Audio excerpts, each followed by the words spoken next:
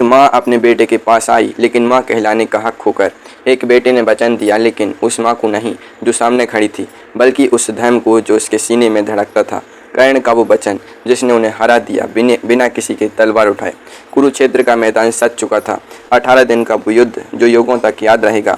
उससे ठीक पहले की रात पांडव अपने शिविर में थे, कौरव अपने शिविर में, और कर्ण गंगा के तट पर खड़े थे, सूर्य की उपासना में डूबे हुए। जब कर्ण सूर्य उपासना करते थे तो उस वक्त वो किसी को भी मना नहीं करते थे। कोई भी आए, कुछ भी मांगे, कर्ण खाली हाथ नहीं लौटाते थे। और यही बात किसी को पता थी। उस सुबह जब सूरज की पहली किरण गंगा पर पड़ी तो एक स्त्री वहां आई, साधारण वस्त्रों में, बिना किसी सेवक के, अकेली।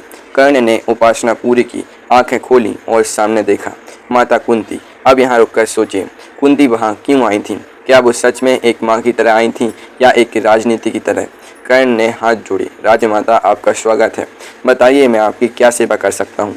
कुंती कुछ देर चुप रहीं, फिर उन्होंने कहा, कर्ण तुम मेरे पुत्र हो। वो शब्द हवा में तैरते रहे। कर्ण के चेहरे पर कोई भाव नहीं आया। वो पहले से जानते थे, उन्हें बहुत पहले ही सूर्यदेव ने सब बता दिया था। लेकिन उन्होंने पूछा, माते आज इतने वर्षों बाद यह सत्य क्यों? यह सवाल सुनकर कुंती की आंखें भर आईं और यहीं से वो बातचीत शुरू हुई जो शायद महाभारत की सबसे दर्दनाक बातचीत है। कुंती ने कहा, कर्ण मैंने तुम्हें जन्म दिया था, लेकिन तुम्हें छोड़ना पड़ा। मैं एक कुमारी थी, डर गई, मुझसे गलती हुई, लेकिन आज मैं तुम्हारे पास एक माँ की तरह आई हूँ। युद्ध होने वाला है, तुम पांडवों के बड़े भाई हो, उनके साथ आ जाओ। तुम्हारा नाम कर्ण पांडव होगा, तुम 6वें पांडव बनोगे। युधिष्ठिर के बाद तुम्हारा स्थान होगा। कर्ण ने सुना, पूरा सुना और फिर मुस्कुराए, लेकिन वो मुस्कान खुशी की नहीं थी। कर्ण ने कहा, माते आज आप मुझे पुत्र कह रही हैं, जब युद्ध कल होने वाला है, जब अर्जुन की जान को खतरा है, जब आपको एक योद्धा चाहिए तो पांडवों की तरफ से लड़े। क्या आपने कभी सोचा है, जब मुझे सूत पुत्र कहकर अपमान किया जाता था तब आप कहाँ थीं? जब द्रौपदी के स्वयंवर में मुझे रोका गया तब आप कहाँ थीं? जब दुर्योधन ने मुझे अंगराज बनाया, एक अपमानित ठुकराए हुए इंसान को सम्मान दिया, तब मैंने उसे अपना मित्र माना। और आज आप चाहती हैं कि मैं उस मित्र को छोड़ दूं? कुंती के पास कोई जवाब नहीं था। अब एक सवाल आपसे, अगर आप कर्ण की जगह होते तो क्या करते? माँ का वचन मानते या मित्र का साथ नहीं छोड़ते? नीचे बताइए। कुंती जानती थीं कि कर्ण मानेंगे नहीं, तो उन्होंने एक और बात कही, कर्ण अगर तुम पांडवों के साथ नहीं आ सकते तो कम से कम मुझे एक वचन दो। कर्ण ने पूछा, कौन सा वचन माते? कुंती ने कहा, वचन दो कि तुम पांडवों में से किसी को नहीं मारोगे, सिर्फ अर्जुन को छोड़कर। कर्ण ने कुछ पल आंखें बंद की और फिर वो बोले जो शायद उनके जीवन के सबसे बड़े शब्द थे, ठीक है माते, मैं आपको वचन देता हूँ।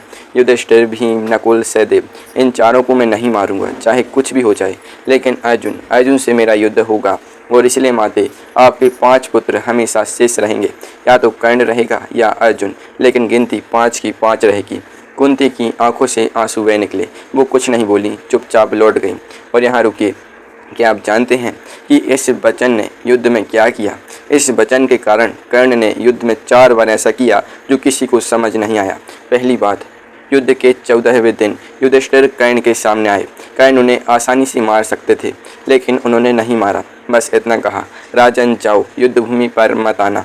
युधिष्ठिर हैरान थे, भागे। दूसरी बात, भीम कर्ण के सामने आए। भीम और कर्ण का युद्ध हुआ। कर्ण जीत रहे थे, लेकिन उन्होंने भीम को धनुष की नोक से मारा और छोड़ दिया। जाओ, माँ को वचन दिया है। तीसरी बात, नकुल और सहदेव दोनों कर्ण के सामने आए। कर्ण ने दोनों को परास्त किया और दोनों को जीवित छोड़ दिया। एक योद्धा जो चाहता तो 4 पांडवों को एक ही दिन में खत्म कर सकता था। उसने वचन के लिए अपनी जीत छोड़ दी, लेकिन इस वचन की सबसे बड़ी कीमत वो थी जो 16वें दिन चुकानी पड़ी। कर्ण के पास एक अमोघ शक्ति थी, इंद्र की दी हुई। वो शक्ति एक बार ही चल सकती थी और कर्ण ने उसे बचा कर रखा था सिर्फ अर्जुन के लिए। लेकिन उस रात घटोत्कच पांडवों की तरफ से युद्ध कर रहा था। भीम का पुत्र राक्षस योद्धा कौरव सेना में तबाही मचा रहा था। हजारों सैनिक मर रहे थे। दुर्योधन ने कर्ण से कहा, मित्र, अब तुम्हें वो शक्ति चलानी होगी। कर्ण जानते थे, अगर वो शक्ति घटोत्कच पर चलाएंगे तो अर्जुन के खिलाफ वो निहत्थे हो जाएंगे। लेकिन वचन था, भीम को नहीं मानना था, और भीम का पुत्र घटोत्कच कौरव सेना को नष्ट कर रहा था।